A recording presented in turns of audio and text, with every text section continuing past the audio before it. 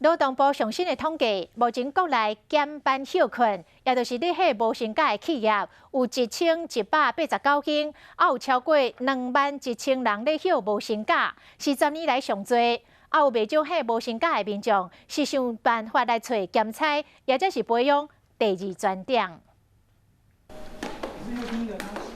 因为休无薪假，即马改拍羽毛球变教练证照，休10到12天。 对，整个收入少了快1万块有。赶快休无薪假要赢。我遇到的困难就是没钱啊，基本3餐现在真的就是靠男朋友资助。08年的金融海啸是没有，就是瞬间就没有工作，疫情关系因为订单减少，就一直放无薪假。劳动部上新的统计，全台有21067个当咧休无薪假，是10当来新高。根据人力银行统计。 65派劳工真惊休无薪假，因为第一冲击到正职的收入，再来是兼职的收入，投资收益嘛拢会变少。持续严重亏损，业者可能会干脆就是不放无薪假，直接就裁员了。